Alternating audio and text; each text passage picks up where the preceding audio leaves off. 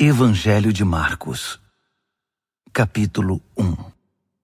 As boas notícias acerca de Jesus Cristo, a mensagem, começam aqui, seguindo ao pé da letra o livro do profeta Isaías. Observem com atenção: enviei meu mensageiro adiante de vocês. Ele preparará a estrada para vocês. Trovão no deserto, preparem-se para a chegada de Deus. Tornem o caminho plano e reto. João o Batista apareceu no deserto pregando um batismo de mudança de vida que leva ao perdão dos pecados. As pessoas se atropelavam para ir a ele, desde a Judéia e Jerusalém, e enquanto confessavam seus pecados, eram batizadas por ele no Rio Jordão, como sinal de uma vida transformada. João vestia uma túnica de pelo de camelo, amarrada à cintura por um cinto de couro. Alimentava-se de gafanhotos e mel silvestre. Sua pregação era esta: o mais importante está por vir. O protagonista deste drama, perante o qual sou um simples figurante, mudará a vida de vocês. Eu os batizo aqui no rio, mudando a velha vida de vocês pela vida no reino. O batismo dele, com o Espírito Santo, irá mudá-los de dentro para fora. Nessa época, Jesus de Nazaré apareceu na Galiléia e foi batizado por João no Jordão. Assim que saiu da água, Jesus viu o céu aberto e o Espírito de Deus, à semelhança de uma pomba, descendo sobre ele. Com a visão do Espírito, ouviu-se uma voz: Você é o meu filho, escolhido e marcado pelo meu amor, a alegria da minha vida. Imediatamente o Espírito guiou Jesus ao deserto. Durante 40 dias e noites, ele foi testado por Satanás. Animais selvagens eram sua companhia e os anjos tomavam conta dele. Depois que João foi preso, Jesus mudou-se para a Galiléia e ali pregava: O tempo é agora. O reino de Deus está aqui. Mudem de vida e creiam na mensagem. Caminhando pela praia do mar da Galiléia, Jesus avistou Simão e seu irmão André pescando com redes. Era nisso que trabalhavam. Jesus convidou-os: Venham comigo. Vou fazer de vocês um novo tipo de pescadores. Vou mostrar como pescar pessoas em vez de peixes. Sem fazer uma pergunta, eles simplesmente largaram as redes e foram com ele. Alguns metros adiante, perto da praia, ele viu os irmãos Tiago e João, filhos de Zebedeu, que estavam no barco consertando as redes. Jesus fez aos dois a mesma proposta. Imediatamente, eles deixaram seu pai, Zebedeu, o barco e os empregados e o acompanharam. Eles entraram em Cafarnaum. Quando o sábado chegou, Jesus foi logo para a sinagoga e passou o dia lá ensinando. O povo ficou admirado com seu ensino objetivo e confiante, sem os sofismas e excitações usados pelos líderes religiosos. De repente, estando ele ainda na sinagoga, a reunião foi interrompida por um homem extremamente perturbado, que gritava: O que você veio fazer aqui conosco, Jesus? Sei o que você veio fazer aqui, Nazareno. Você é o Santo de Deus e veio aqui para nos destruir. Jesus ordenou: Quieto, saia dele. O espírito perturbador agitou o homem, protestou em voz alta e saiu. Os ouvintes, impressionados, cochichavam entre si: O que está acontecendo aqui? Um novo ensinamento com demonstração prática? Ele consegue calar espíritos demoníacos imundos e ainda os expulsa. A notícia correu rapidamente e todos na Galiléia ficaram sabendo do incidente. Jesus saiu da sinagoga e foi para a casa de Simão e André, acompanhado por Tiago e João. A sogra de Simão estava de cama, ardendo em febre. Informado disso, Jesus foi até onde ela estava, pegou-a pela mão e a fez levantar-se. Tão logo a febre a deixou, ela foi preparar o jantar para eles. Ao anoitecer, depois do pôr do sol, foram trazidas a ele pessoas doentes e afligidas por espíritos malignos. a cidade inteira fez fila na porta da casa. Ele curou os corpos doentes e as almas atormentadas. Os demônios conheciam sua verdadeira identidade, mas ele não permitia que se pronunciassem. Ainda não havia amanhecido quando ele se levantou e retirou-se para orar num lugar isolado.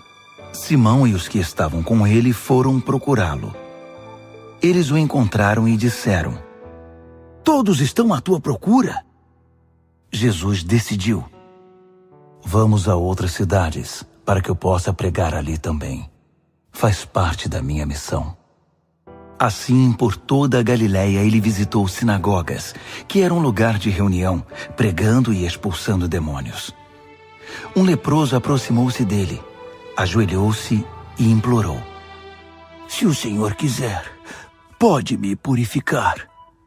Emocionado, Jesus estendeu a mão, tocou o leproso e disse: "Quero, fique limpo."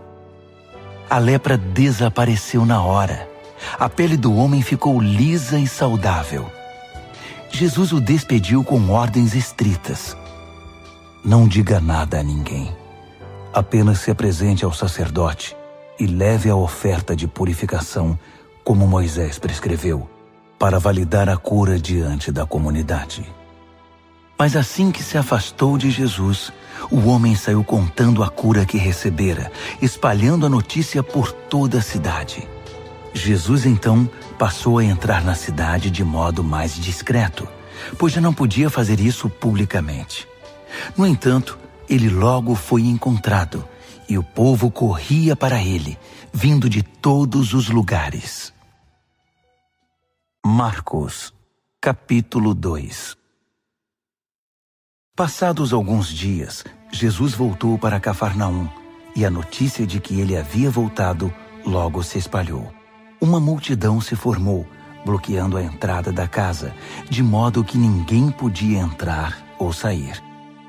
Ele estava ensinando a palavra, quando 4 homens apareceram, carregando um paralítico. Eles não conseguiram entrar por causa da multidão. Por isso removeram parte do telhado e desceram um paralítico em sua maca. Impressionado com tanta fé, Jesus disse ao paralítico: "Filho, eu perdoo os seus pecados." Alguns líderes religiosos que estavam presentes começaram a cochichar entre si: "Ele não pode falar assim. Que blasfêmia!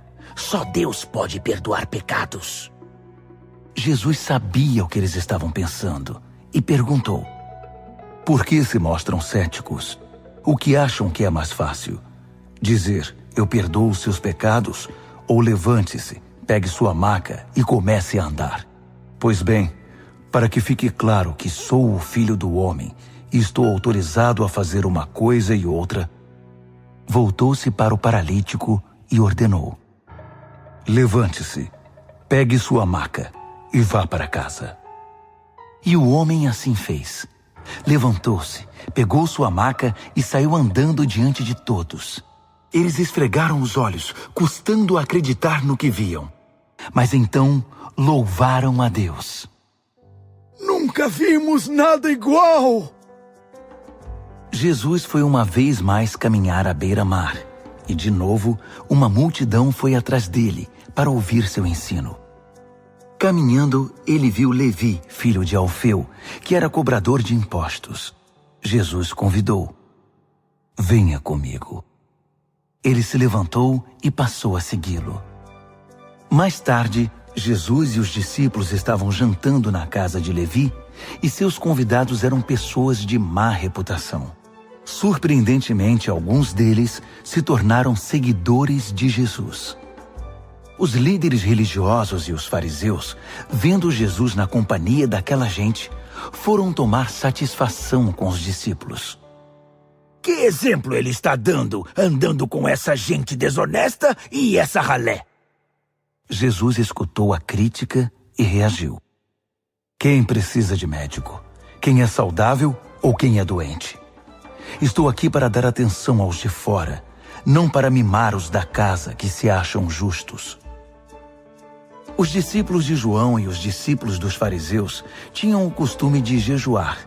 Por isso, alguns foram perguntar a Jesus: por que os seguidores de João e os fariseus adotam a disciplina do jejum, mas os seus seguidores não?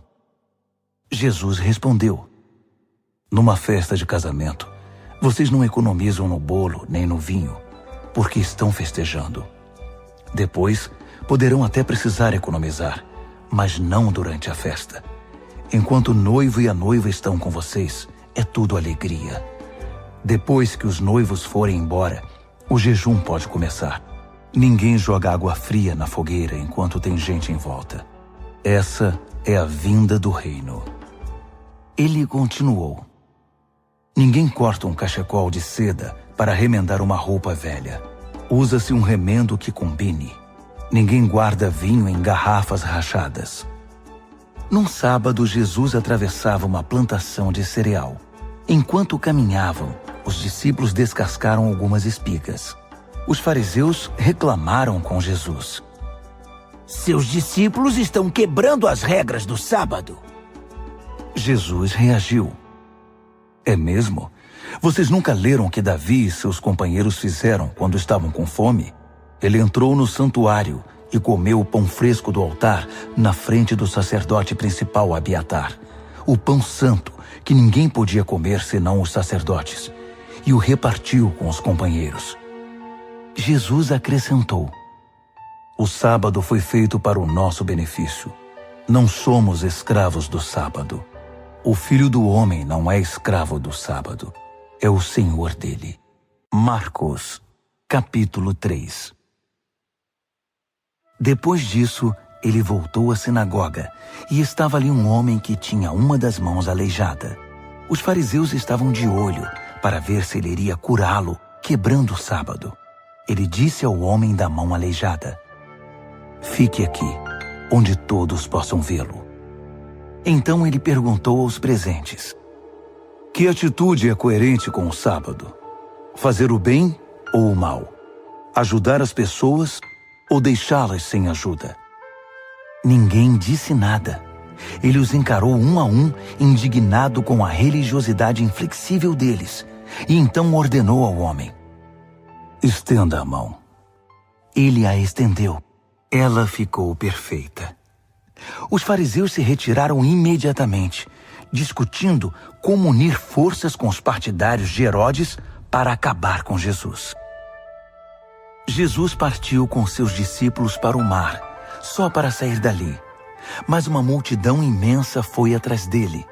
Gente da Galiléia, da Judéia, de Jerusalém, da Idumeia, da região próxima do Jordão e das vizinhanças de Tiro e Sidom. Um mundaréu de gente desejosa de conhecer ao vivo aquele de quem tanto tinham ouvido falar.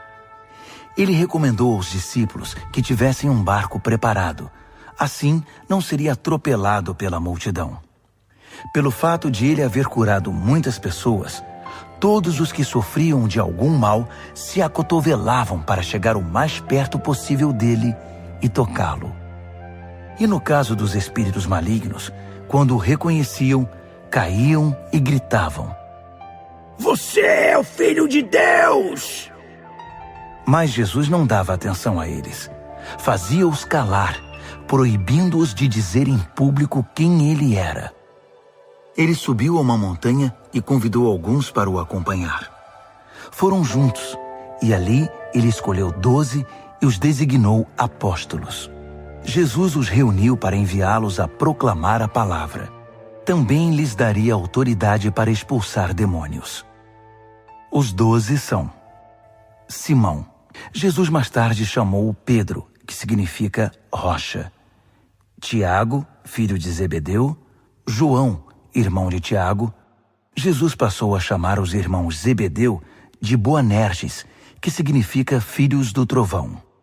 André, Felipe, Bartolomeu, Mateus, Tomé, Tiago, filho de Alfeu, Tadeu, Simão o Zelote, Judas Iscariotes, que o traiu. Jesus foi para casa e, como sempre, uma multidão se formou em volta. Era tanta gente pedindo ajuda que ele não tinha tempo nem para comer. Alguns parentes, informados da situação, foram tirá-lo de lá, até pela força, se necessário. Eles suspeitavam que Jesus estava perdendo o juízo. Os líderes religiosos de Jerusalém espalharam o boato de que ele estava praticando magia negra, fazendo truques diabólicos para impressionar o povo, mostrando poder espiritual. Jesus contestou a calúnia.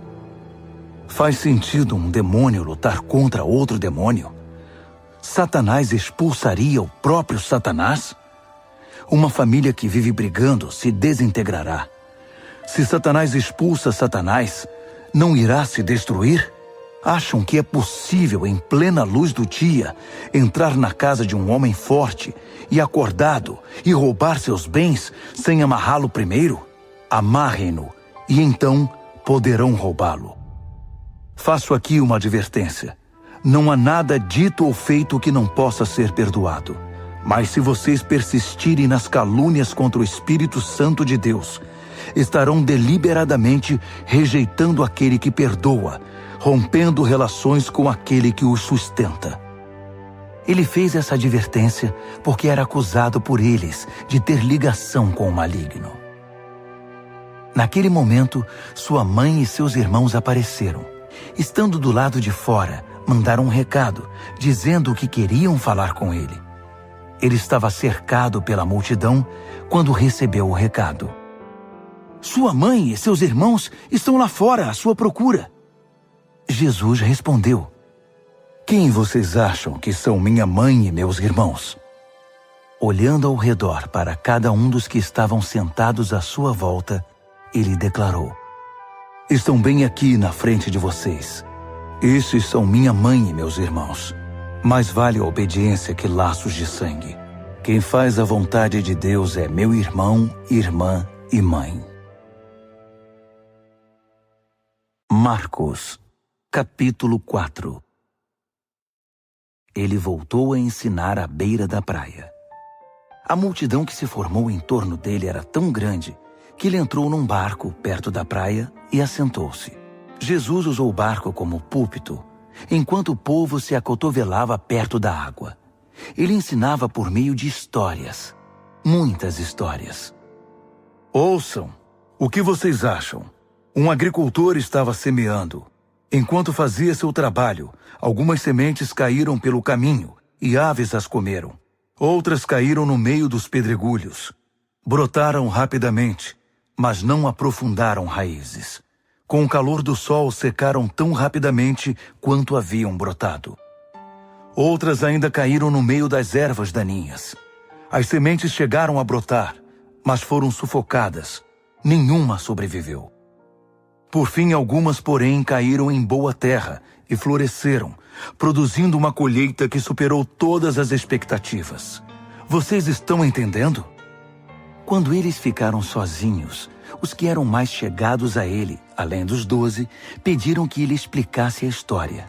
Ele disse: Vocês têm o privilégio de conhecer melhor o reino de Deus. Conhecem as suas verdades. Mas para aqueles que ainda não podem ver, tudo é dito por meio de histórias, a fim de guiá-los a discernimentos mais profundos. Essas pessoas são assim. Seus olhos estão abertos, mas não veem nada. Seus ouvidos estão abertos, mas não entendem uma palavra. Recusam-se a voltar-se para Deus para receber perdão. Ele continuou: Entenderam o objetivo da história? Todas as minhas histórias têm o mesmo propósito. O agricultor planta a palavra. Alguns são como a semente que cai à beira do caminho. Assim que ouvem a palavra, Satanás arranca o que foi plantado neles. Outros são como a semente que cai no meio dos pedregulhos. Ouvem a palavra e a recebem com grande entusiasmo. Mas assim como a palavra não cria raízes, a emoção passa ou surge alguma dificuldade, não sobra nada. A semente lançada no meio das ervas daninhas é aquele que ouve a mensagem do reino, mas é vencido pela preocupação, e pela ilusão de manter o que tem e de ganhar mais. A mensagem é sufocada e não sobra nada. A semente lançada na terra boa é a pessoa que ouve a palavra e a abraça, e a colheita supera todas as expectativas. Jesus continuou: alguém compra uma lâmpada para pôr debaixo do tanque ou debaixo da cama? O que se faz não é colocá-la numa prateleira? Nós não estamos guardando segredos, nós os estamos revelando. Não estamos escondendo nada, mas tornando público. Vocês estão entendendo? Ouçam bem o que estou dizendo. Fiquem atentos quando algum espertalhão ensinar que vocês podem vencer na vida por vocês mesmos. Dar é o caminho, não ganhar. Generosidade produz generosidade. A avareza empobrece. Então Jesus disse: o reino de Deus é como sementes lançadas num campo por um homem. Ele vai dormir e se esquece do que fez. A semente brota e cresce, mas ele nem imagina como isso ocorre. A terra dá conta de tudo, sem a ajuda dele.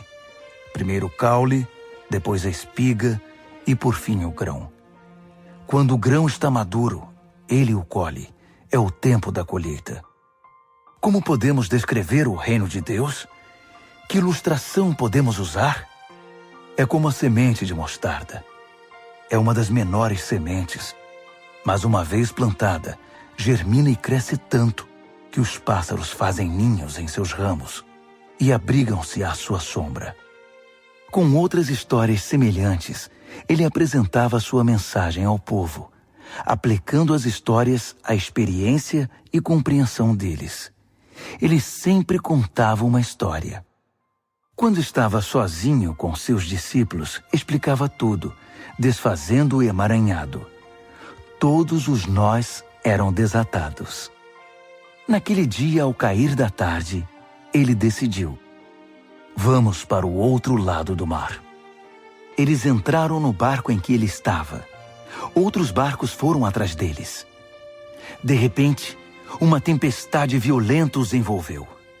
As ondas invadiam a embarcação, ameaçando afundá-la, enquanto Jesus, com a cabeça sobre um travesseiro, dormia na popa do barco. Os discípulos o acordaram, implorando: mestre, não vais fazer nada! Nós vamos morrer!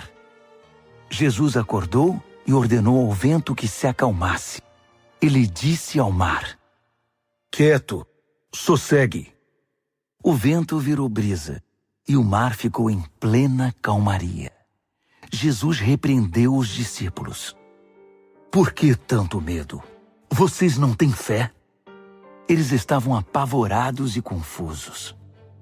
Afinal, quem é este homem? Se perguntavam. Até o vento e o mar se acalmam quando ele ordena. Marcos, capítulo 5. Eles chegaram ao outro lado do mar, na terra dos Gerazenos. Assim que Jesus saiu do barco, um louco, vítima de demônios, saiu do cemitério e correu para ele. O homem vivia no meio das sepulturas. Ninguém conseguia prendê-lo. Era impossível acorrentá-lo ou amarrá-lo. Ele fora amarrado muitas vezes com cordas e correntes, mas quebrava as correntes e arrebentava as cordas. Ninguém era forte o bastante para subjugá-lo. Noite e dia, vagava entre as tumbas e pelas colinas, gritando e cortando o próprio corpo com pedras pontiagudas. Quando ele viu Jesus, correu na direção dele e curvou-se reverentemente. Depois, rugiu em protesto: o que queres comigo, Jesus, Filho do Deus Altíssimo? Em nome de Deus, não me perturbes. Jesus havia ordenado ao espírito maligno: fora, saia deste homem. Jesus perguntou: diga-me seu nome. Ele respondeu: meu nome é Multidão, pois somos muitos. Em desespero, implorou a Jesus que não o expulsasse daquela região. Uma grande manada de porcos estava pastando numa colina perto dali. Os demônios então suplicaram a Jesus: Manda-nos para os porcos. Permita que vivamos neles. Jesus permitiu. Mas aos porcos aconteceu pior do que ao homem. Enlouquecidos, correram, pularam de um penhasco, caíram no mar e se afogaram. Aterrorizados, os que cuidavam dos porcos saíram em disparada e contaram o incidente na cidade e na região. Todos queriam ver de perto o que havia acontecido. Eles encontraram Jesus e viram um louco assentado, usando roupas decentes e em perfeita saúde, não mais como alguém fora do juízo. Os que haviam presenciado a cena contaram aos outros o que acontecera ao endemoniado e aos porcos. No princípio, os curiosos ficaram impressionados. Depois, ficaram revoltados por causa dos porcos que haviam perdido e imploraram a Jesus que saísse dali e nunca mais voltasse. Jesus estava indo para o barco e o homem que fora liberto dos demônios pediu para acompanhá-lo, mas o mestre não o permitiu. Em vez disso, aconselhou: vá para casa, para seu povo. Conte-lhes o que o mestre, num gesto de misericórdia, fez por você. O homem voltou e, na área das 10 cidades, dava testemunho do que Jesus havia feito por ele. Ele se tornou o assunto da cidade. Após a travessia, uma imensa multidão formou-se à beira-mar. Um dos líderes da sinagoga, chamado Jairo, foi falar com Jesus. Ajoelhou-se diante dele e suplicou: Minha filhinha está à beira da morte. Vem comigo e impõe as mãos sobre ela para que melhore. Jesus foi com ele, e a multidão inteira os acompanhou, apertando-o e empurrando-o. Uma mulher que estava sofrendo de hemorragia havia 12 anos ouviu falar de Jesus. Muitos médicos haviam tratado dela, mas sem sucesso. Levaram todo o seu dinheiro e a deixaram pior que antes. Ela esgueirou-se por trás dele e tocou sua roupa. Ela pensava: basta eu tocar em sua roupa para ficar boa. No momento em que o tocou, a hemorragia parou. Ela pôde sentir a mudança. Sabia que estava livre daquele mal. No mesmo instante, Jesus sentiu que dele saíra poder. Voltou-se para a multidão e perguntou: quem tocou minha roupa? Os discípulos disseram: como assim? A multidão empurra e aperta de todo lado, e o Senhor quer saber quem o tocou? Mas ele insistiu, olhando ao redor para ver quem o tocara. A mulher, sabendo o que havia acontecido e que o havia tocado, tremendo de medo, ajoelhou-se diante dele e contou toda a história. Jesus lhe disse: filha, você se arriscou por causa da sua fé e agora está curada. Tenha uma vida abençoada. Seja curada da sua doença.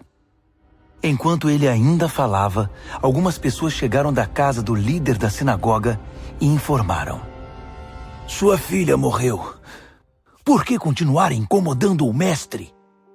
Ouvindo o que diziam, Jesus tranquilizou o homem: não dê atenção a eles. Apenas confie em mim. Ele não permitiu que ninguém fosse com ele, exceto Pedro, Tiago e João. Entraram na casa, abrindo caminho entre os fofoqueiros, sempre ávidos por uma novidade, e pelos vizinhos que haviam trazido comida. Jesus foi ríspido com eles. Por que todo esse falatório e essa choradeira sem sentido? A criança não está morta, está dormindo. As pessoas na casa zombavam dele, achando que ele não sabia o que estava dizendo. Contudo, Jesus dispensou todos eles, chamou o pai e a mãe da criança e seus companheiros e entrou no quarto da menina. Segurando a mão dela, ordenou: Talita, cumi, que significa: menina, levante-se. Ela se levantou e começou a andar. A menina tinha 12 anos de idade. Os pais, obviamente, não continham a alegria, mas Jesus deu ordens estritas para que não contassem nada a ninguém e ordenou: deem a ela alguma coisa para comer. Marcos, capítulo 6. Quando partiu dali, Jesus voltou para sua cidade. Seus discípulos o acompanharam. No sábado, ele começou a ensinar na sinagoga. Os ouvintes ficaram impressionados. Ele é muito bom, comentavam. De onde vem tanta sabedoria, tanta capacidade? Perguntavam-se. Não demorou, porém, já estavam falando mal dele. Ora, ele é apenas um carpinteiro, o filho de Maria. Nós o conhecemos desde menino. Conhecemos também seus irmãos, Tiago, José, Judas e Simão, e suas irmãs. Quem ele pensa que é? Mesmo sem conhecê-lo direito, eles o desprezavam. Jesus declarou: um profeta só não é importante em sua terra e em sua família, nas ruas em que brincou quando criança. Jesus não pôde fazer muita coisa ali. Impôs as mãos sobre uns poucos doentes e os curou. Nada mais. Não pôde vencer a resistência deles. Assim decidiu visitar as outras cidades, ensinando o povo. Jesus convocou os 12 e enviou-os em duplas. Deu-lhes autoridade e poder para enfrentar a oposição maligna, além das seguintes instruções. Não pensem que precisarão de muito equipamento para cumprir a missão. Vocês são o equipamento. Nada de depender do dinheiro. Sejam simples. Nada de hospedagem de luxo. Hospedem-se num lugar simples e contentem-se com isso. Se não forem bem recebidos e se não os ouvirem, retirem-se sem estardalhaço, sem fazer cena. É hora de dar de ombros e continuar o caminho. Então eles partiram. Em alegre tom de urgência, anunciaram uma mudança radical de vida. Por onde passaram, expulsaram demônios e levaram saúde aos doentes, ungindo o corpo e curando a alma. Herodes tinha conhecimento de tudo isso, porque o nome de Jesus estava na boca de todo mundo. O rei dizia: esse deve ser João o Batista, que voltou dos mortos. Por isso é capaz de fazer milagres. Outros discordavam. Não, é Elias. Outros ainda opinavam. É um profeta, exatamente como os profetas dos tempos antigos. Herodes, porém, insistia. Tenho certeza de que é João. Eu o decapitei e agora ele está de volta, vivo. Esse Herodes foi aquele que mandara que João fosse preso e acorrentado por causa de Herodias, mulher de seu irmão Filipe. Pois João havia irritado Herodes por denunciar o adultério do rei. Fervendo de raiva, ela queria matá-lo, mas não ousou fazê-lo porque Herodes respeitava João. Convencido de que ele era um homem santo, o rei dispensava-lhe um tratamento especial. Sempre que o ouvia, sentia-se culpado. Mesmo assim, apreciava a palavra de João. Entretanto, chegou um dia especial, o aniversário de Herodes. Ele convidou toda a elite da Galileia, toda a nobreza. A filha de Herodias entrou no salão do banquete e dançou para os convidados. Ela encantou Herodes e todos os convidados. O rei disse à moça: peça-me qualquer coisa, darei o que você quiser. Entusiasmado, acrescentou: juro que divido meu reino com você se me pedir. Ela foi consultar sua mãe. O que devo pedir? Peça a cabeça de João, o Batista, foi a resposta. Empolgada, ela correu até o rei e pediu: quero a cabeça de João, o Batista, numa bandeja, e quero agora. O pedido deixou o rei abalado, mas para não perder o prestígio diante dos convidados, concedeu o que ela desejava. Ordenou que o carrasco fosse à prisão e trouxesse a cabeça de João. Ele cortou a cabeça de João e trouxe-a numa bandeja. Entregou-a à moça, que a levou para sua mãe. Quando os discípulos de João souberam do fato, foram buscar o corpo e lhe deram um sepultamento digno. Os apóstolos voltaram de sua missão e relataram a Jesus tudo o que haviam feito e ensinado. Jesus disse: venham, vamos parar e descansar um pouco. Era tanta gente indo e vindo que eles não tinham tempo nem para comer. Eles entraram no barco e foram para um lugar mais tranquilo. Entretanto, alguém os viu partindo, e a notícia se espalhou. Muita gente saiu correndo das cidades vizinhas e chegou ao lugar de destino antes deles. Quando Jesus saiu do barco, uma multidão imensa o aguardava. Ao ver todo aquele povo, ele ficou comovido. Afinal, eram como ovelhas sem pastor. Ele imediatamente pôs-se a ensiná-los. Já no cair da tarde, os discípulos viram que Jesus estava se alongando e o interromperam. Estamos no meio do nada e está ficando tarde. Despede o povo para que eles saiam e consigam o que comer nas redondezas. Jesus respondeu: vocês vão dar comida a eles. Eles perguntaram: é sério? Mesmo que gastemos uma fortuna? Mas ele não estava brincando. Quantos pães vocês têm? Verifiquem. Não demorou para saberem. 5 pães e 2 peixes, informaram.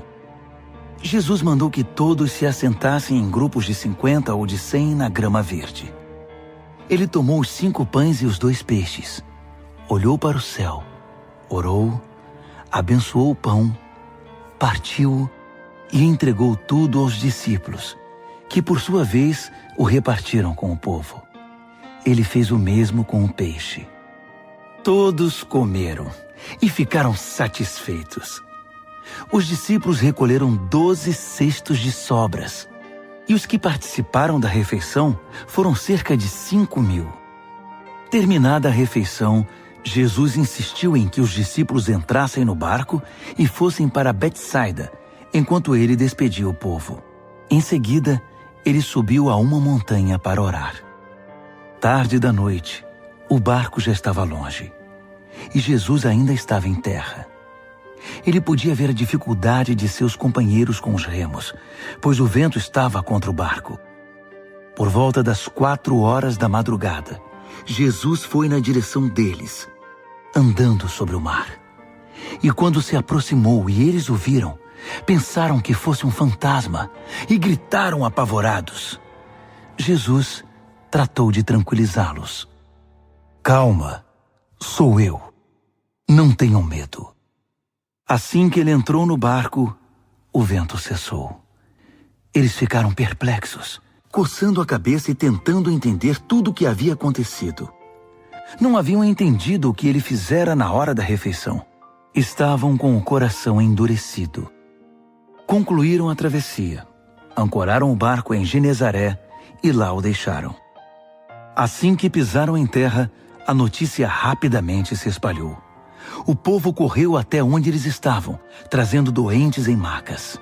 Para onde quer que ele fosse, aldeia, cidade ou rota de comércio, os doentes eram levados até um local público. Eles imploravam que Jesus lhes permitisse tocar pelo menos na orla de sua roupa. E todos que a tocavam eram curados. Marcos, capítulo 7. Os fariseus e alguns líderes religiosos, vindos de Jerusalém, reuniram-se à volta dele para reclamar que os discípulos dele eram negligentes com as purificações rituais antes das refeições. Os fariseus e judeus em geral jamais participariam de uma refeição sem primeiro proceder ao ritual da lavagem das mãos, principalmente se tivessem chegado da feira, para não mencionar como limpavam canecas, panelas e outras vasilhas. Os fariseus e os líderes religiosos perguntaram: por que seus discípulos desrespeitam as leis, fazendo as refeições sem lavar as mãos? Jesus reagiu: Isaías estava certo a respeito de enganadores como vocês. Ele acertou em cheio. Esse povo faz um grande show, dizendo as coisas certas, mas o coração deles não está nem aí para o que dizem.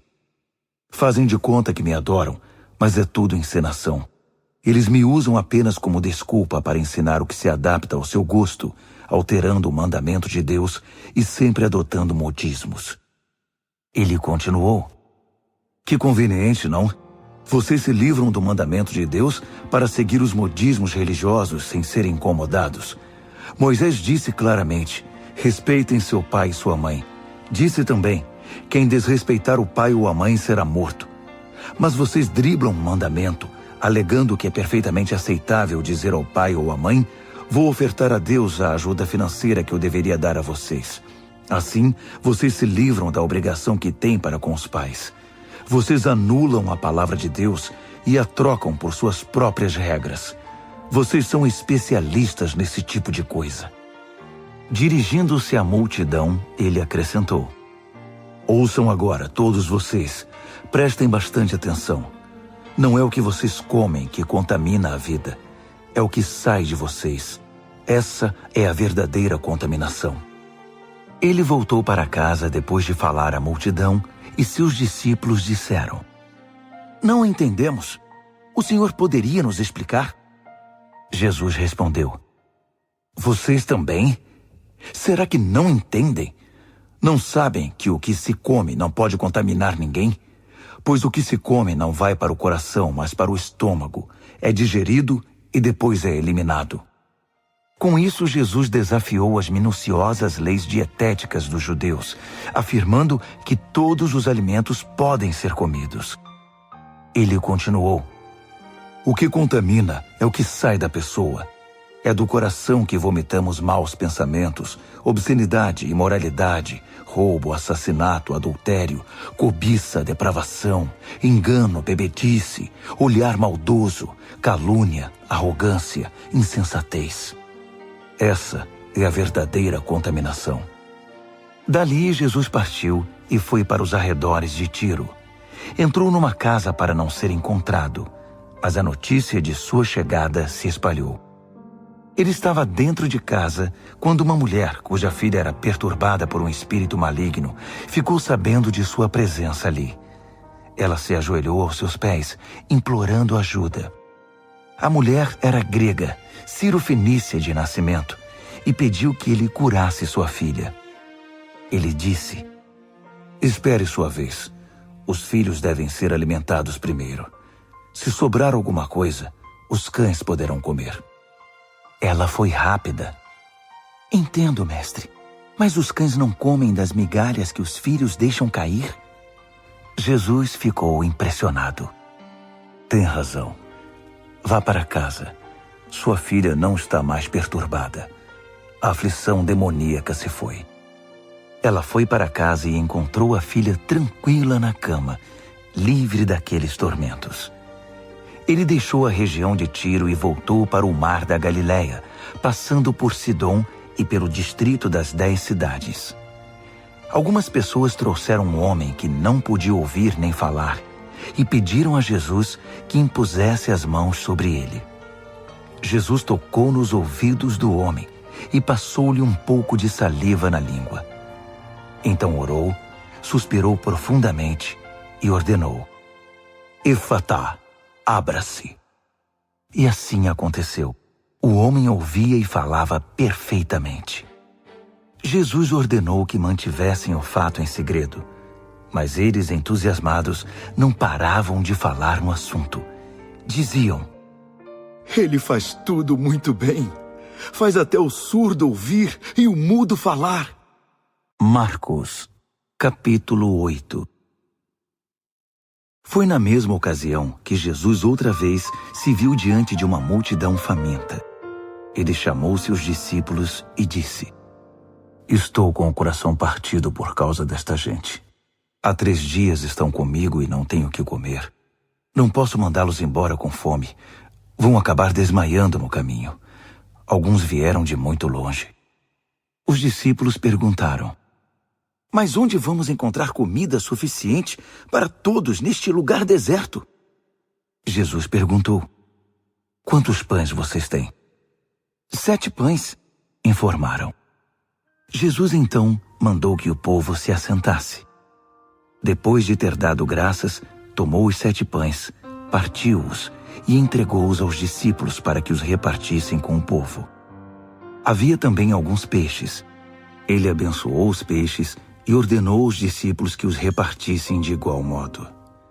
Todos comeram à vontade, e foram necessários 7 grandes cestos para recolher as sobras. E os que participaram da refeição foram cerca de 4.000. Depois de despedir a multidão, Jesus entrou no barco com os discípulos e foram para Dalmanuta. Quando chegaram, os fariseus vieram pressioná-lo para que ele desse uma prova de quem era. Desafiado, Jesus perguntou: por que esta geração pede um sinal milagroso como garantia? A verdade é que vocês não terão sinal nenhum. Dali ele voltou para o barco e dirigiu-se para o outro lado do mar. Os discípulos, porém, esqueceram-se de levar pão, exceto por um pedaço. Aproveitando a oportunidade, Jesus aconselhou-os: fiquem de olho no fermento dos fariseus e dos partidários de Herodes.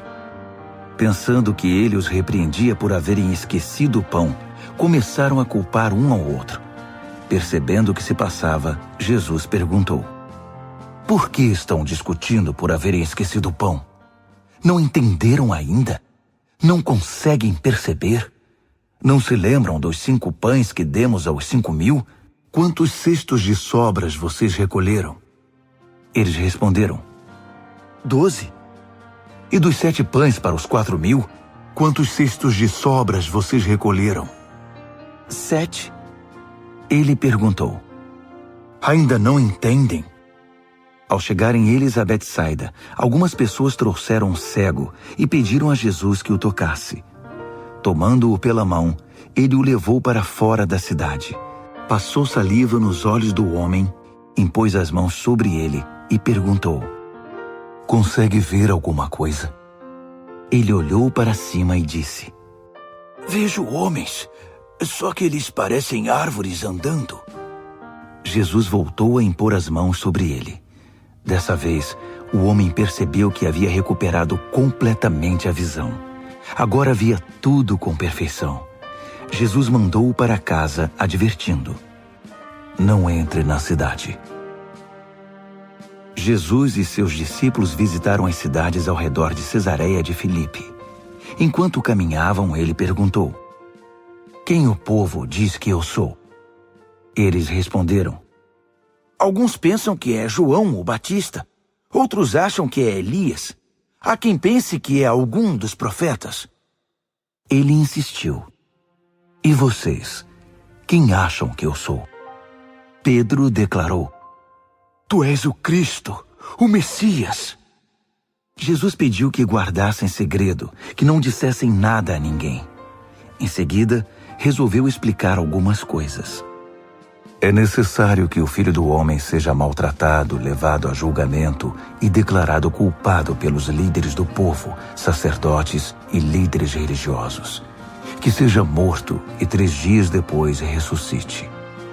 Ele falava de modo simples e claro para que todos entendessem. Pedro, porém, protestou, segurando-lhe o braço. Vendo que os discípulos hesitavam em aceitar os fatos, Jesus repreendeu Pedro. Pedro, saia do meu caminho. Fora, Satanás. Você não tem ideia de como Deus trabalha. Reunindo uma multidão e seus discípulos, Jesus disse: quem quiser seguir-me, tem de aceitar minha liderança. Quem está na garupa não pega na rédea.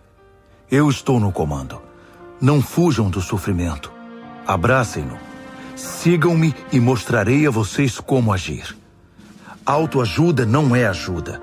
O autossacrifício é o caminho, o meu caminho, para ser realmente salvo. Qual é a vantagem de conquistar tudo o que se deseja e perder a si mesmo? O que vocês teriam para dar em troca da própria alma? Se vocês têm vergonha de mim ou do meu caminho por causa dos seus amigos inconstantes e sem futuro, saibam que irão enfrentar uma vergonha muito maior na presença do Filho do Homem quando ele voltar, envolto pela glória de Deus, seu Pai, com um exército de anjos.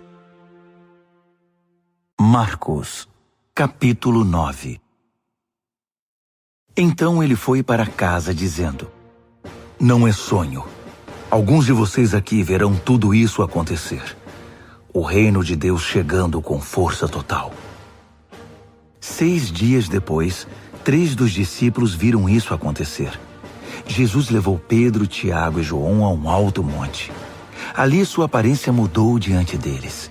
Suas roupas brilhavam intensamente, de uma brancura tal que ninguém seria capaz de produzir. De repente, eles perceberam que Elias e Moisés estavam ali também, conversando com Jesus. Então Pedro interrompeu a conversa. Rabi, que grande momento! Que tal se construíssemos 3 memoriais na montanha? Um para o Senhor, um para Moisés e um para Elias. Ele falava sem pensar, apavorado e maravilhado com o que via. Naquele instante, uma nuvem brilhante os envolveu, e da nuvem ouviu-se uma voz. Este é meu filho, marcado pelo meu amor. Ouçam-no. No minuto seguinte, os discípulos olharam ao redor, esfregando os olhos. Não estavam vendo mais ninguém a não ser Jesus. Enquanto desciam a montanha, Jesus os fez prometer que guardariam segredo. Não digam nada a ninguém sobre o que viram, até que o Filho do Homem levante-se dos mortos. Mas eles ficaram imaginando o que significaria levantar-se dos mortos. Eles fizeram uma pergunta. Por que os líderes religiosos dizem que Elias tem de vir primeiro? Jesus explicou. Elias vem para deixar tudo pronto. A verdade, porém, é que Elias já veio, mas eles não o reconheceram. Eles o desprezaram, assim como irão tratar o Filho do Homem.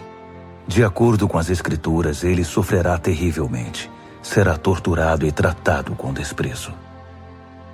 Quando desceram a montanha para se reunir aos outros discípulos, viram-se rodeados por uma multidão imensa que debatia com os líderes religiosos. Assim que viu Jesus, o povo ficou animado. Correram para ele e o saudaram. Ele perguntou: O que está acontecendo? Por que toda esta agitação? Um homem da multidão respondeu: Mestre, eu trouxe meu filho que foi deixado mudo por um demônio. Toda vez que o demônio se aposta dele, joga-o ao chão. O menino baba, range os dentes e fica rígido como uma tábua. Falei com teus discípulos, esperando que o libertassem, mas não puderam. Jesus suspirou inconformado. Mas que geração! Vocês não conhecem Deus. Até quando vou ter de aguentar esse tipo de coisa? Quantas vezes ainda vou ter de passar por isso? Tragam o menino aqui. Eles o trouxeram. Quando o demônio viu Jesus, apossou-se do menino, que ficou babando e se contorcendo no chão. Jesus perguntou ao pai do menino: Há quanto tempo isso acontece? Desde que era pequeno. Muitas vezes o demônio o joga no fogo ou no rio para matá-lo. Se o Senhor puder fazer alguma coisa, tenha misericórdia e nos ajude. Jesus disse: Se eu puder, tudo é possível para quem tem fé. Assim que Jesus disse essas palavras, o pai do menino exclamou: Eu creio, mas me ajude a vencer as minhas dúvidas. Percebendo que a plateia ficava cada vez maior, Jesus deu ordens expressas ao espírito maligno. Espírito mudo e surdo, eu ordeno, sai dele e não volte. Com muito estardalhaço, o espírito saiu. O menino estava pálido como um defunto, de modo que as pessoas começaram a dizer: Ele está morto! Mas tomando-o pela mão, Jesus o levantou. O menino ficou em pé. Depois que chegaram a casa, os discípulos perguntaram a Jesus: Por que não podemos expulsar o demônio? Ele respondeu: Não há outro meio de se livrar desse tipo de demônio, a não ser com oração. Saindo dali, viajaram pela Galileia. Jesus não queria que ninguém soubesse de seu paradeiro, pois queria ensinar seus discípulos. Ele anunciou: O Filho do Homem está para ser traído por gente que não quer nada com Deus. Eles o matarão, mas 3 dias depois ele aparecerá, vivo. Eles não sabiam do que ele estava falando, mas tinham medo de perguntar. Eles foram para Cafarnaum. Já em casa, ele perguntou: O que vocês discutiam pelo caminho? O silêncio foi constrangedor, porque eles estavam discutindo sobre quem deles era o maior. Ele se assentou, chamou os 12 e disse: Saibam que quem quiser ser o primeiro ficará por último e será servo de todos. Ele pôs uma criança no meio da sala e, pegando-a nos braços, disse: Quem recebe uma dessas crianças como eu estou fazendo, recebe-me também. Mais que isso, recebe o próprio Deus que me enviou. Então, João disse a Jesus: Mestre, vimos um homem usando o teu nome para expulsar demônios e o impedimos, porque ele não é do nosso grupo. Jesus reprovou-os: Não o impeçam. Ninguém pode usar meu nome para fazer algo bom e poderoso e no momento seguinte afastar-se de mim. Se ele não é inimigo, é aliado. Qualquer um que lhes der um copo d'água em meu nome está do nosso lado, e Deus levará isso em conta. Mas quem prejudicar esses que são como crianças, intimidando-os ou tirando proveito da simplicidade deles, logo irá desejar nunca ter feito isso. Seria melhor jogar-se no meio do mar com uma pedra amarrada ao pescoço. Se sua mão ou seu pé os atrapalha na caminhada com Deus, é melhor cortá-los e jogá-los fora. É preferível viver mutilado ou aleijado do que ter 2 mãos e 2 pés que o levem para a fornalha de fogo eterno. Se seu olho desvia sua atenção de Deus, arranque-o e jogue-o fora. É preferível viver com apenas um olho do que ter uma visão perfeita no fogo do inferno. Todos cedo ou tarde irão passar por um fogo purificador. Mas vocês serão preservados das chamas eternas. Por isso, preservem-se. Vivam sempre em paz. Marcos, capítulo 10.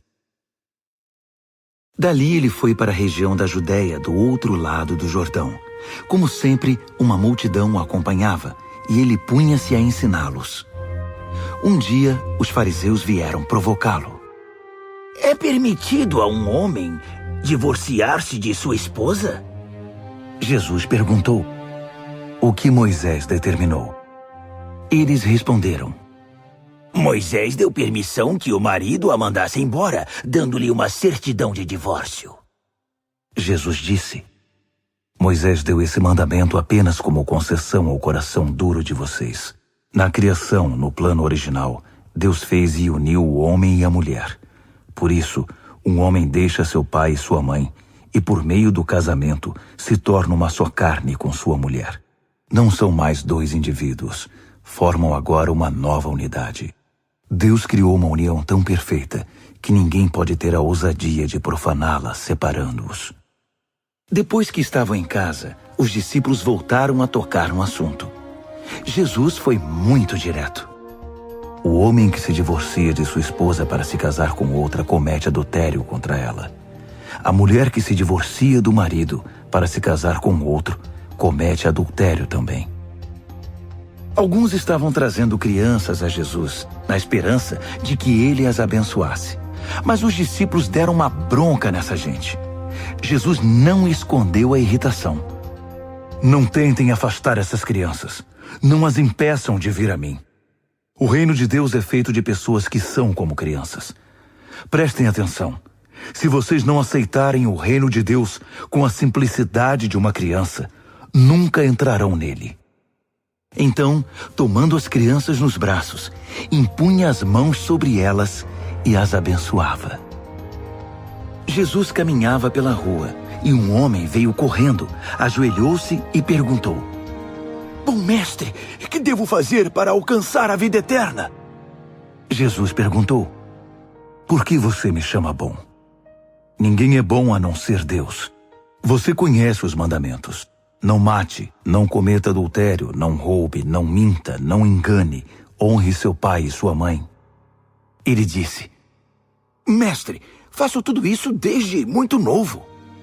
Jesus olhou-o nos olhos e, cheio de amor por ele, disse: Falta algo. Venda tudo o que você tem e dê aos pobres. Toda a sua riqueza então estará no céu. Depois venha me seguir. Foi um choque. Aquela era a última coisa que ele esperava ouvir. Assim, abatido, ele se foi. Sendo muito apegado aos seus bens, não queria abrir mão de tudo. Enquanto observava, Jesus disse aos seus discípulos: Vocês fazem ideia de como é difícil para os ricos entrar no reino de Deus? Os discípulos foram pegos de surpresa, mas Jesus continuou: Vocês não imaginam como é difícil. É mais fácil um camelo passar pelo fundo de uma agulha. Os discípulos ficaram chocados. Se é assim, quem tem chance? Perguntaram. Jesus olhou bem firme para eles e disse: Ninguém tem chance se pensam que conseguirão pelo esforço próprio. A única maneira é deixar Deus agir. Só Ele tem o poder de fazer. Pedro então lhe disse: Nós deixamos tudo para te seguir. Jesus disse: Guardem isto. Ninguém que sacrifique casa, irmãos, irmãs, mãe, pai, filhos, propriedades, seja o que for, por minha causa e por causa da mensagem, sairá perdendo. Eles terão tudo de volta, multiplicado muitas vezes em casas, irmãos, irmãs, mães, filhos e propriedades, mas também em problemas. Terão ainda o prêmio da vida eterna. Aí está de novo a grande inversão. Muitos primeiros serão últimos, e muitos últimos primeiros. De volta à estrada, eles foram para Jerusalém. Jesus ia adiante, e eles o seguiam, confusos e um pouco amedrontados. Ele chamou os 12 e disse: Ouçam-me com atenção. Estamos a caminho de Jerusalém. Quando chegarmos lá, o Filho do Homem será entregue aos mestres da lei e aos líderes religiosos. Eles irão condená-lo à morte. Eles o entregarão aos romanos, que irão zombar dele, cuspir nele, torturá-lo e matá-lo. Mas depois de 3 dias, ele se levantará vivo. Tiago e João, filhos de Zebedeu, foram falar com Jesus. Mestre, queremos que o Senhor faça algo por nós. Verei se posso fazer. Eles pediram: Permite que tenhamos os lugares de maior honra na tua glória, um à tua direita e outro à esquerda. Jesus disse: Vocês não fazem ideia do que estão pedindo. Vocês são capazes de beber do cálice que estou para beber e de receber o batismo que estou para receber? Sem dúvida, disseram eles. Por que não? Jesus disse: Pensem nisto. Vocês vão mesmo beber o cálice que eu bebo e ser batizados com o meu batismo.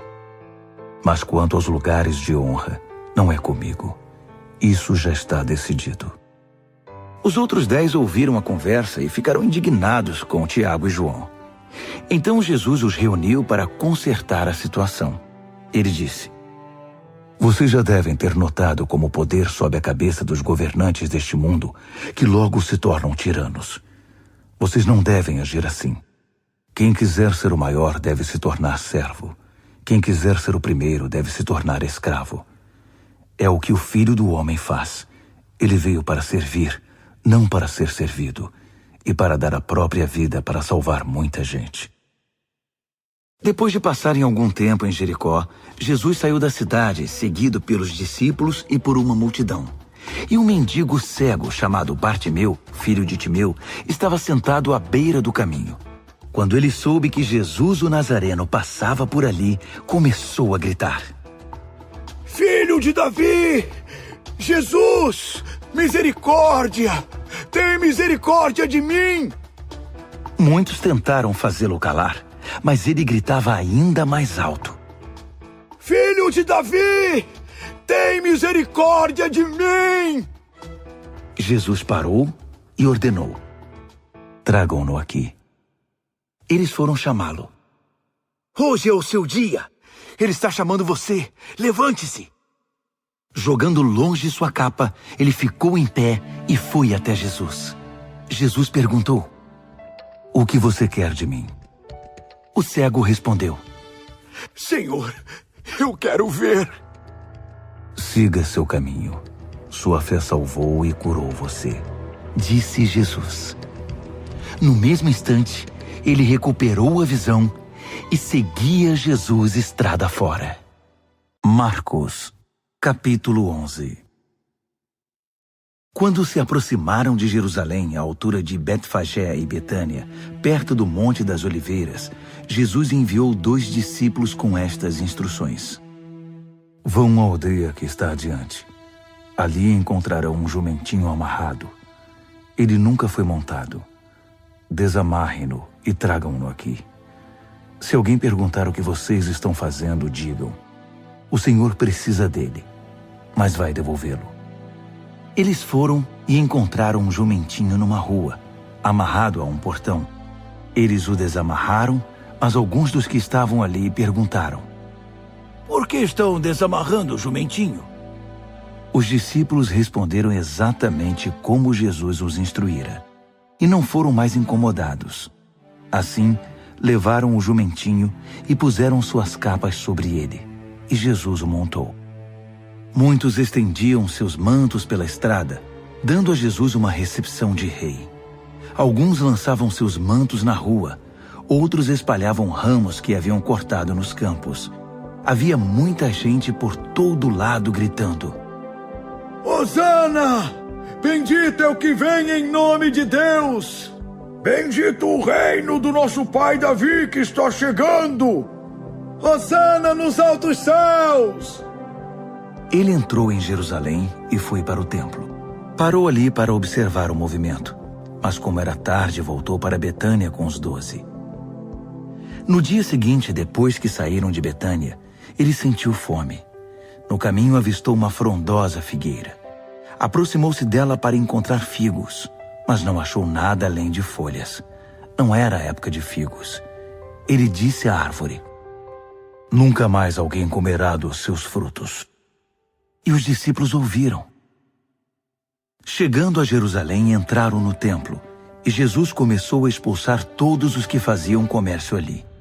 Ele derrubou as mesas dos agiotas e as bancas dos vendedores de pombas. Também não permitiu que ninguém mais passasse carregando cestos pelo recinto sagrado. Ele explicou suas ações com o seguinte texto: minha casa foi designada casa de oração para as nações, mas vocês a transformaram em ponto de encontro de ladrões. Ao tomar conhecimento desses fatos, os principais sacerdotes e os líderes religiosos decidiram que era a hora de se livrar dele. Estavam em pânico, porque o povo se mostrava encantado com os seus ensinamentos. À noite, Jesus e seus discípulos deixaram a cidade. Pela manhã, andando pela estrada, eles viram a figueira. Estava seca até a raiz. Lembrando-se do que acontecera no dia anterior, Pedro disse: Mestre, olha, a figueira que amaldiçoaste ficou seca. Jesus foi direto: assumam de fato o seu compromisso com Deus, e nada será difícil para vocês. Aquela montanha, por exemplo, basta ordenar sem dúvida ou hesitação: pule no mar, e ela obedecerá. Absolutamente tudo, do pedido menor ao maior, que vocês incluírem na oração, será atendido, se vocês de fato confiarem em Deus. E quando orarem, lembrem-se de que não se trata apenas de pedir. Se vocês têm algo contra alguém, perdoem. Só então o Pai Celestial de vocês perdoará os seus pecados. De volta a Jerusalém, eles caminhavam pelo templo. Então os principais sacerdotes, os líderes religiosos e os líderes do povo exigiram: mostre-nos suas credenciais. Quem deu a você autoridade para falar e agir desse modo? Jesus respondeu: primeiro respondam a uma pergunta. Se a responderem, também responderei a sua. No caso do batismo de João, quem o autorizou? Deus ou os homens? Digam-me. Eles ficaram numa situação difícil e sabiam disso. Confusos, cochichavam entre si.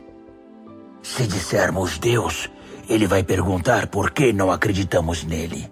Se dissermos os homens, estamos em apuros, porque o povo tinha João na conta de profeta.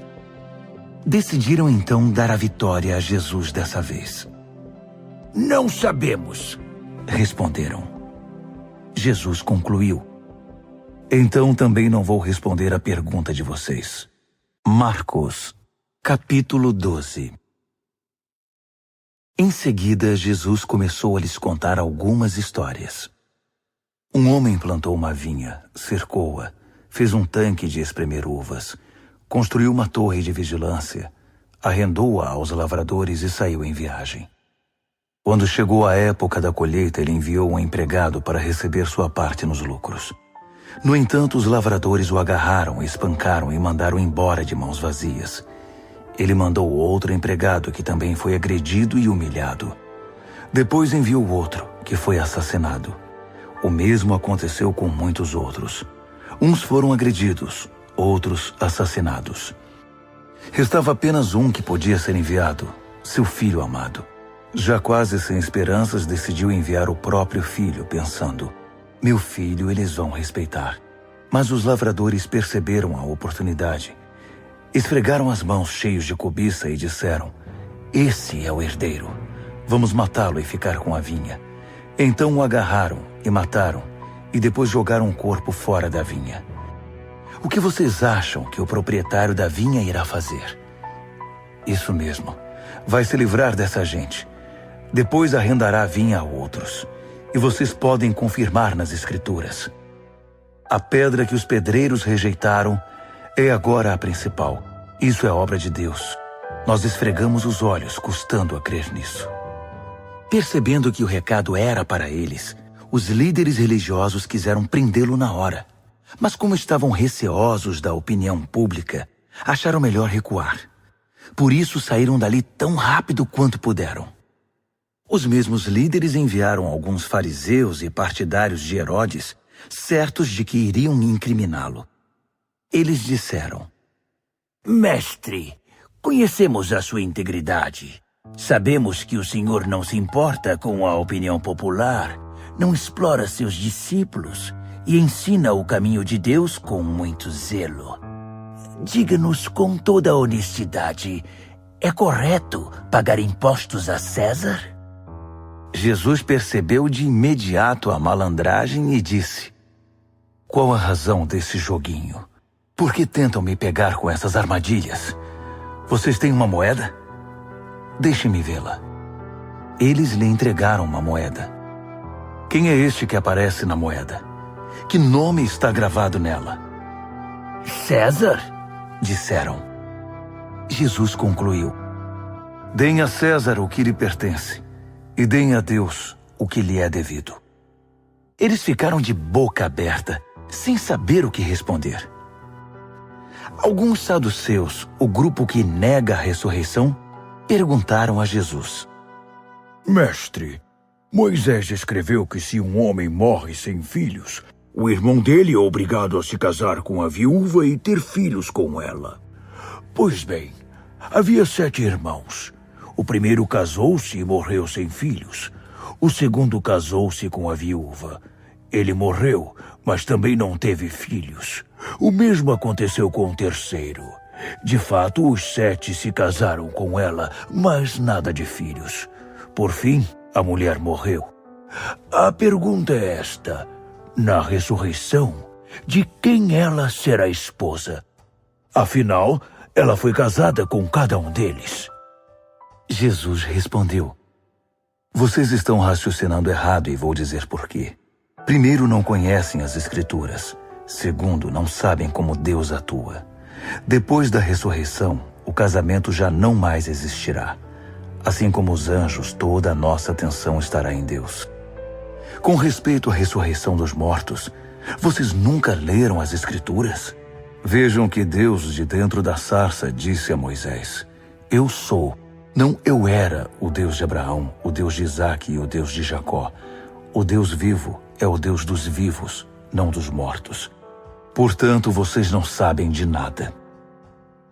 Um dos líderes religiosos, depois de acompanhar os debates e perceber como Jesus era incisivo em suas respostas, fez uma pergunta: qual é o mais importante de todos os mandamentos?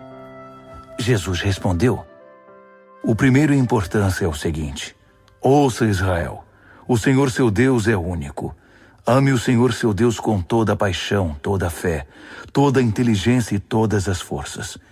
E o segundo é: ame o próximo como a você mesmo. Não há nenhum outro mandamento que se compare a esses. Um líder religioso disse: Que resposta maravilhosa, mestre. Tão lúcida e precisa. Deus é único e não há outro. Devemos amá-lo com toda paixão, inteligência e forças e amar ao próximo como a nós mesmos. Isso é melhor que qualquer oferta ou sacrifício. Quando Jesus percebeu como aquele homem era sábio, comentou: Você está quase lá, quase no reino de Deus. A partir daquele momento, ninguém mais ousou fazer perguntas a Jesus. Enquanto ensinava no templo, Jesus perguntou: Como podem os líderes religiosos ensinar que o Messias é filho de Davi, quando todos sabemos que Davi, inspirado pelo Espírito Santo, disse: Deus disse ao meu Senhor: Assente-se aqui ao meu lado direito até que eu faça dos seus inimigos um descanso para os pés. Davi declara que o Messias é seu mestre. Como pode, então, o Messias ser também seu filho? A multidão estava maravilhada com o que ouvia. Ele continuou a ensinar: Cuidado com os líderes religiosos.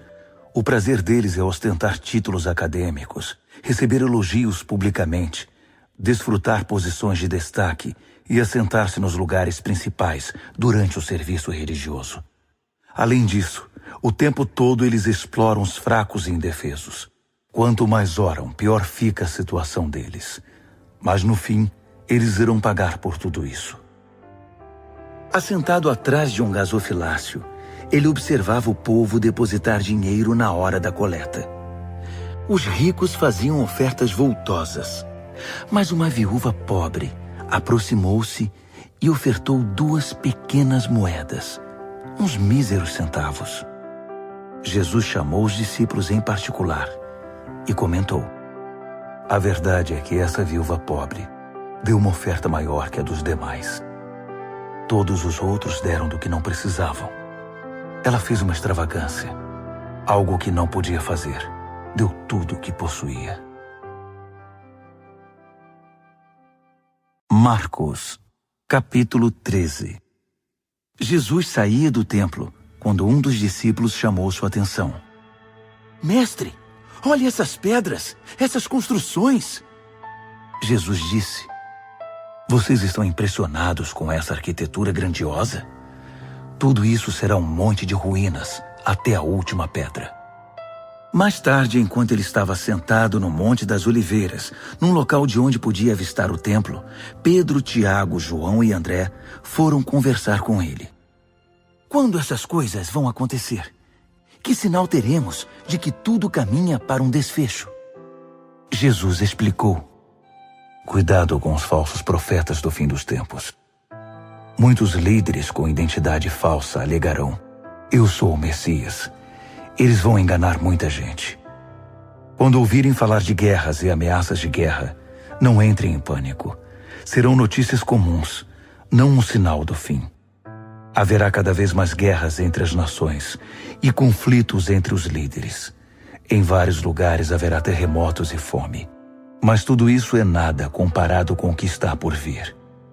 Fiquem atentos, pois vocês serão levados aos tribunais, e tudo irá de mal a pior. Vocês serão torturados, e todos perseguirão os que levam o meu nome. Vocês serão postos como sentinelas da verdade. A mensagem tem de ser pregada em todo o mundo. Quando traírem vocês e os levarem aos tribunais, não se preocupem com o que dizer. Quando chegar o momento, digam o que estiver no coração. O Espírito Santo dará testemunho por intermédio de vocês. Haverá irmão matando irmão, pai matando filho, filho matando os pais. Todos odiarão vocês por causa do meu nome. Fiquem firmes. Isso é necessário. Fiquem firmes até o fim. Vocês não ficarão desamparados, pois serão salvos. Estejam preparados para fugir quando virem a besta da profanação, estabelecida onde nunca deveria estar. Quem lê não terá dificuldade de entender o que estou falando. Quando isso acontecer, se vocês estiverem na Judéia naquele tempo, corram para as colinas. Se estiverem trabalhando no quintal, não voltem para buscar nada em casa. Se estiverem no campo, não voltem para buscar agasalho. As grávidas e as que amamentam sofrerão mais. Orem para que isso não aconteça no inverno. Serão dias difíceis. Nada parecido aconteceu desde que Deus fez o mundo, nem depois haverá.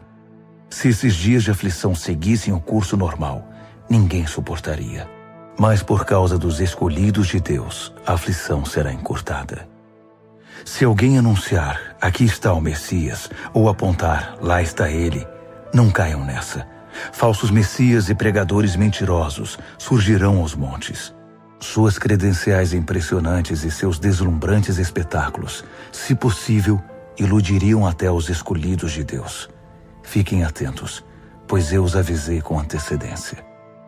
Após aqueles tempos difíceis, o sol perderá o seu brilho, a lua ficará nublada, as estrelas cairão do céu e os poderes cósmicos sofrerão abalo. Então todos irão ver o Filho do Homem chegar em grande estilo. Seu esplendor encherá o céu. Ninguém deixará de ver. Ele enviará seus anjos, que ajuntarão os escolhidos de Deus dos 4 cantos da terra, desde os lugares mais distantes. Aprendam a lição da figueira. Quando percebem que ela começou a florescer e verdejar, vocês sabem que o verão está chegando. O mesmo acontecerá com vocês. Quando virem os sinais, saberão que não demorará muito.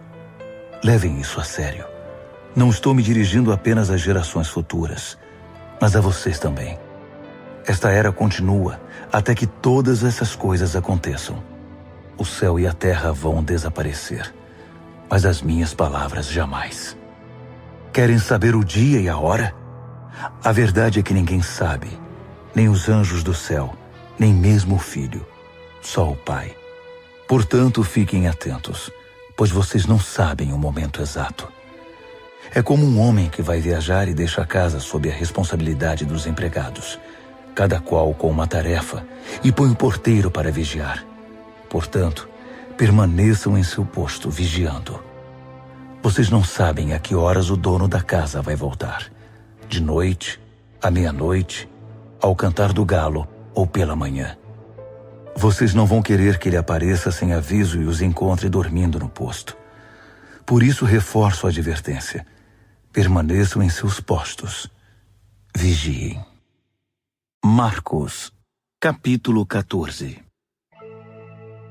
Dali a 2 dias começaria a festa da Páscoa, com 8 dias de duração, e a festa dos pães sem fermento. Os principais sacerdotes e líderes religiosos estavam procurando um modo de prender Jesus e matá-lo. Eles concordaram em que não deveriam fazer isso durante a semana da Páscoa. Não queremos iniciar uma guerra, disseram. Jesus estava em Betânia como convidado de Simão, o leproso. Enquanto jantava, uma mulher apareceu com um frasco de perfume muito caro. Abrindo o frasco, ela derramou o perfume sobre a cabeça de Jesus. Alguns convidados ficaram indignados. Que desperdício! Esse perfume poderia ser vendido pelo valor do salário de 1 ano e o dinheiro distribuído entre os pobres. Eles fuzilavam a mulher com os olhos. Jesus, porém, disse: Deixem-na em paz. Por que vocês a incomodam? Ela acaba de fazer algo tão maravilhoso para mim. Os pobres estarão sempre aí, todos os dias, mas eu não. Sempre que quiserem, poderão fazer algo por eles, mas não para mim. Ela fez o que pôde, quando pôde. Ungiu meu corpo para o sepultamento. Tenho certeza de uma coisa. Em qualquer lugar do mundo em que a mensagem for pregada, o que ela fez aqui será lembrado e admirado. Então Judas Iscariotes, um dos 12, procurou o sacerdote principal, determinado a trair Jesus. Eles mal podiam acreditar no que ouviam e lhe prometeram uma boa recompensa. Ele ficou apenas esperando o momento certo de entregá-lo.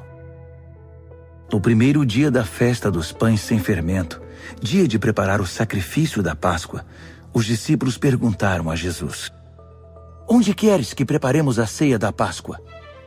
Ele orientou 2 dos discípulos. Vão para a cidade. Um homem com um jarro de água encontrará vocês. Sigam-no. Perguntem ao proprietário da casa em que ele entrar. O mestre quer saber em qual aposento ele poderá comer a ceia da Páscoa com seus discípulos. O homem mostrará a vocês uma sala no 2º andar, espaçosa, limpa e arrumada. Façam ali os preparativos. Os discípulos foram para a cidade e tudo aconteceu como ele lhes dissera. Eles prepararam ali a refeição pascal. Depois do pôr do sol, ele chegou com os 12. Quando estavam à mesa, Jesus disse: Tenho algo difícil, mas importante a dizer. Um de vocês me trairá. Alguém que, neste momento, come comigo. Chocados, começaram a dizer um após o outro: Eu não!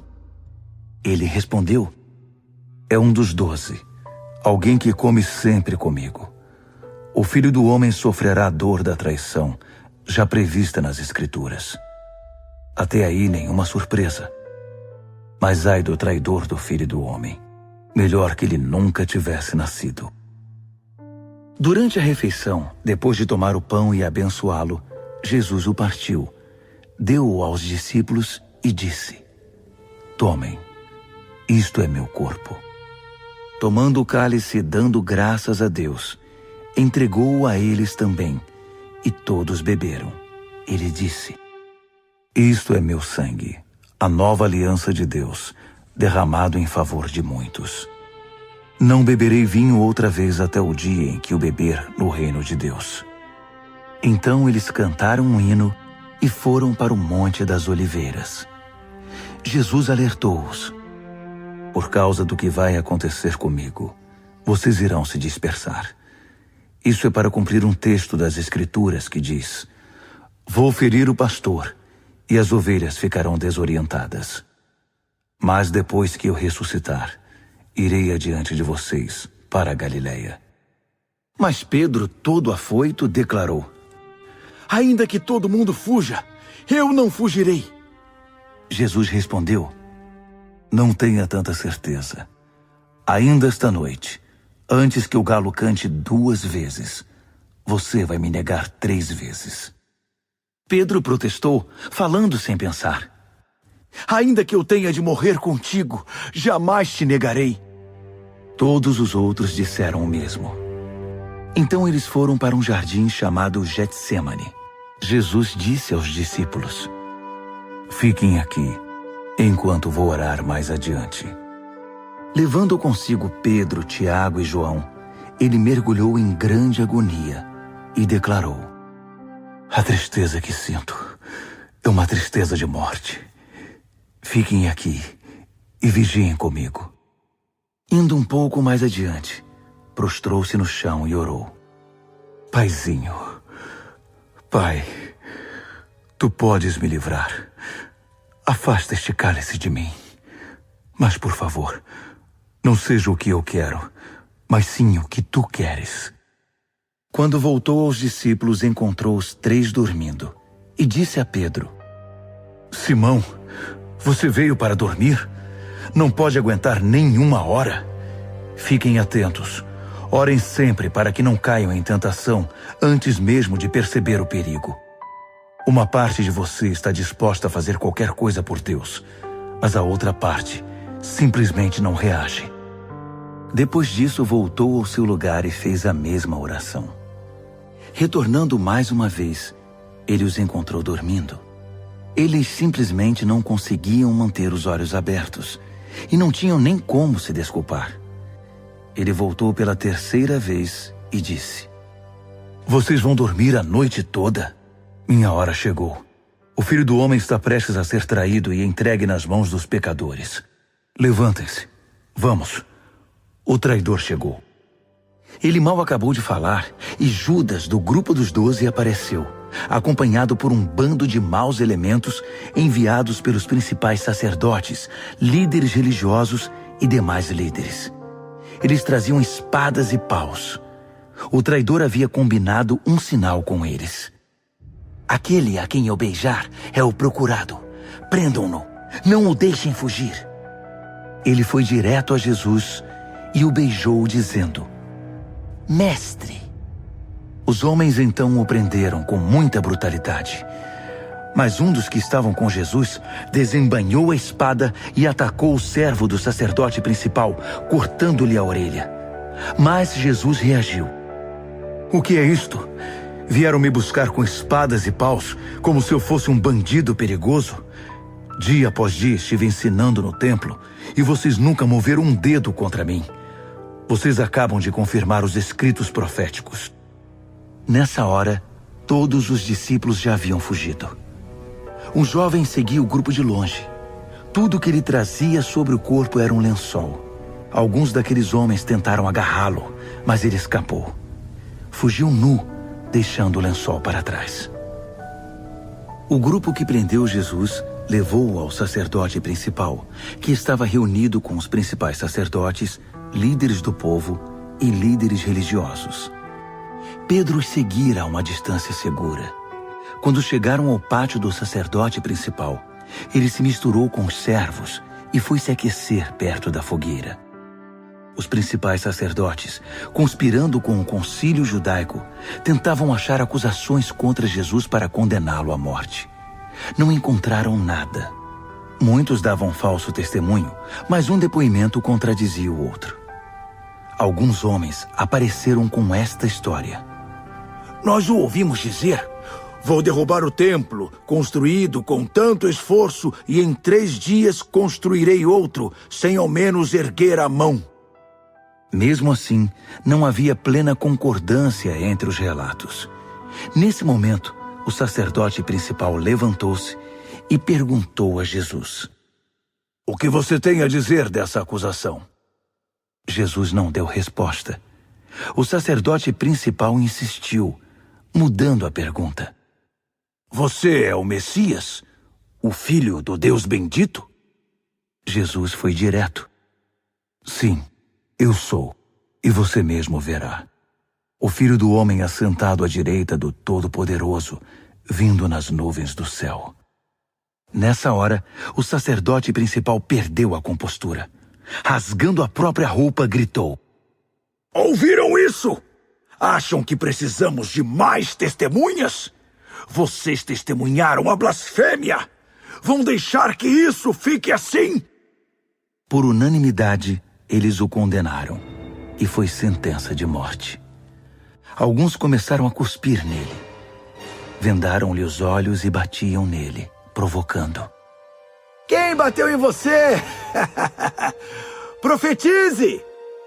Os guardas levaram-no dali, sem interromper o espancamento. Enquanto isso, Pedro estava no pátio. E aconteceu que uma das empregadas do sacerdote principal, vendo Pedro se aquecer ali, olhou para ele e disse: Você estava com Jesus, o Nazareno? Mas ele negou. Não sei do que você está falando. Quando ele passou pelo pórtico, um galo cantou. A moça apontava para ele e dizia aos que estavam por ali: Ele é um deles, tenho certeza. E Pedro negou mais uma vez. Pouco depois, as pessoas ali começaram a insistir. Você tem de ser um deles. Está na cara que você é Galileu. Então Pedro ficou muito nervoso e jurou: Nunca vi esse homem de quem vocês estão falando. Na mesma hora, o galo cantou pela segunda vez. Pedro lembrou-se do que Jesus dissera: Antes que o galo cante 2 vezes, você vai me negar 3 vezes. Sem se conter, desabou a chorar.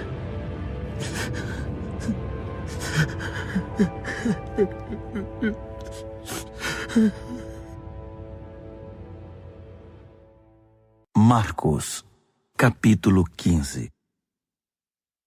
À primeira luz do dia, os principais sacerdotes, os mestres da lei e os líderes religiosos convocaram uma sessão com todo o concílio judaico.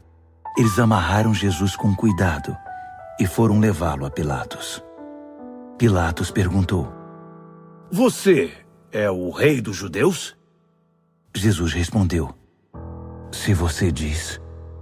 Os principais sacerdotes derramaram diante do governador um dilúvio de acusações. Pilatos insistiu: Você não vai responder nada? São muitas acusações. Mesmo assim, ele ficou em silêncio. Pilatos ficou impressionado. Havia o costume de se libertar um prisioneiro na festa, qualquer um que o povo pedisse. Na ocasião havia outro prisioneiro chamado Barrabás, preso com revoltosos que haviam cometido assassinato num levante contra Roma. A multidão logo iria apresentar seu pedido, e Pilatos se antecipou a eles. Vocês querem que eu liberte o rei dos judeus? O governador sabia que fora por pura inveja que os sacerdotes haviam entregado Jesus. No entanto, os principais sacerdotes haviam orientado a multidão para que pedissem a libertação de Barrabás. Mas Pilatos perguntou: Então, o que farei com este homem que vocês chamam o rei dos judeus? Eles gritaram: Crucifique-o! Pilatos objetou: Mas por qual crime? Contudo, eles gritavam ainda mais alto: Crucifique-o! Pilatos atendeu ao pedido da multidão. Libertou Barrabás e entregou Jesus para ser açoitado e crucificado. Os soldados levaram Jesus ao palácio, chamado Pretório, e reuniram uma tropa inteira. Vestiram-no com um manto de púrpura e puseram uma coroa de espinhos na cabeça dele. Então, começou a zombaria. Viva o rei dos judeus! Eles lhe batiam na cabeça com um bastão, cuspiam nele e se ajoelhavam diante dele, como se o reverenciassem. Quando cansaram das chacotas, tiraram-lhe o manto de púrpura e o vestiram de novo com as suas roupas. Então o levaram para crucificá-lo. Um homem estava passando de volta do trabalho, Simão de Cirene, pai de Alexandre e Rufo. Eles o obrigaram a carregar a cruz de Jesus. Os soldados levaram Jesus ao Gólgota, que significa colina da caveira. Ofereceram-lhe vinho misturado com mirra para aliviar a dor, mas ele não aceitou. Então o pregaram na cruz. Depois fizeram um sorteio para ver quem ficaria com suas roupas. Jesus foi crucificado às 9 horas da manhã. A acusação, o rei dos judeus, foi escrita numa placa. Com ele crucificaram 2 criminosos, um à direita e outro à esquerda. Os que passavam caçoavam, sacudindo a cabeça e ironizando. Você alegou que poderia destruir o templo e reconstruí-lo em 3 dias? Mostre agora seu poder! Salve-se! Se você é mesmo o Filho de Deus, desça da cruz! Os principais sacerdotes e os líderes religiosos também estavam ali, misturados ao povo, divertindo-se e zombando de Jesus. Ele salvou os outros, mas não pode se salvar. Ele é mesmo o Messias, o rei de Israel? Então, desça da cruz e todos nós acreditaremos em você. Até os que estavam crucificados com ele participavam da zombaria. Então, do meio-dia às 3 da tarde, toda a terra ficou na escuridão. Cerca das 3 horas da tarde, Jesus gritou bem alto: Eloi, Eloi, lama sabachthani. Que quer dizer: meu Deus, por que me abandonaste? Alguns dos que viram aquilo o ouviram e disseram: Ele está chamando Elias. Um deles correu, pegou uma esponja mergulhada em vinagre e ergueu-a numa haste e deu-o de beber a Jesus e disse: Vamos ver se Elias vem para tirá-lo daí. E depois de um grito de dor, Jesus deu seu último suspiro. Naquele instante, a cortina do templo rasgou-se ao meio, de alto a baixo. Quando o capitão da guarda viu que Jesus já não respirava mais, exclamou: Ele era o Filho de Deus. Algumas mulheres observavam à distância. Entre elas Maria Madalena, Maria, mãe do jovem Tiago e de José, e Salomé. Quando Jesus estava na Galiléia, elas o seguiam e serviam e tinham vindo com ele para Jerusalém. Mais tarde, sendo o dia da preparação, isto é, a véspera do sábado, apareceu José de Arimateia, membro respeitado do concílio judaico. Ele aguardava com expectativa a vinda do reino de Deus. Enchendo-se de coragem, procurou Pilatos e pediu o corpo de Jesus. Pilatos duvidou que ele tivesse morrido tão rapidamente e mandou o capitão verificar se Jesus estava de fato morto. Com a garantia do capitão, ele entregou o corpo a José. José havia comprado um lençol de linho. Depois, envolveu o corpo e o depositou no túmulo que havia escavado na rocha. Pôs uma grande pedra na entrada. Maria Madalena e Maria, mãe de José, observaram o sepultamento. Marcos, capítulo 16. Passado o sábado, Maria Madalena, Maria, mãe de Tiago e Salomé trouxeram especiarias para embalsamar Jesus. Na manhã de domingo, assim que o sol raiou, elas foram ao túmulo. Estavam preocupadas e diziam umas às outras: "Quem irá rolar a pedra do túmulo para nós?" Ao chegar, elas descobriram que a pedra já havia sido rolada. Era uma pedra muito grande. Elas se aproximaram e viram um jovem vestido de branco, assentado à direita. Ficaram muito assustadas. Então, ele lhes disse: "Não tenham medo. Sei que vocês procuram Jesus o Nazareno, aquele que foi crucificado. Ele ressuscitou. Não está mais aqui. Vejam vocês mesmas que o lugar está vazio. Agora podem ir. Digam aos discípulos dele e a Pedro que ele vai adiante de vocês para a Galileia. Vocês o verão lá, exatamente como ele disse." Elas saíram o mais rápido que puderam, nervosas e ainda um tanto atordoadas. Amedrontadas, não disseram nada a ninguém. Depois de ressuscitar, Jesus apareceu bem cedo, na manhã de domingo, para Maria Madalena, a quem havia libertado de 7 demônios. Ela procurou os antigos companheiros na fé, chorando, e deu a notícia a eles. Quando ouviram que ele estava vivo e que ela o tinha visto, não acreditaram nela. Mais tarde, ele apareceu de forma diferente a 2 deles que caminhavam pelo campo. Eles voltaram e contaram aos demais, mas estes também não acreditaram no relato. Depois disso, quando os 11 estavam jantando, ele apareceu e os repreendeu severamente pela incredulidade, pois se recusavam a acreditar nos que o tinham visto ressuscitado. Então, ele ordenou: "Saiam pelo mundo. Vão a toda parte e anunciem a mensagem com as boas notícias de Deus para todos. Quem crer e for batizado está salvo. Quem se recusar a crer está condenado. Estes são alguns dos sinais que acompanharão os que crerem. Eles vão expulsar demônios em meu nome, falar em novas línguas, pegar em serpentes e até beber veneno sem que nada lhes aconteça. Também vão impor as mãos sobre os enfermos e curá-los." Então o Senhor Jesus, depois de orientá-los, foi elevado ao céu e assentou-se ao lado de Deus no lugar da mais alta honra. Os discípulos saíram por toda parte pregando. O Senhor trabalhava com eles, confirmando a mensagem com provas inquestionáveis.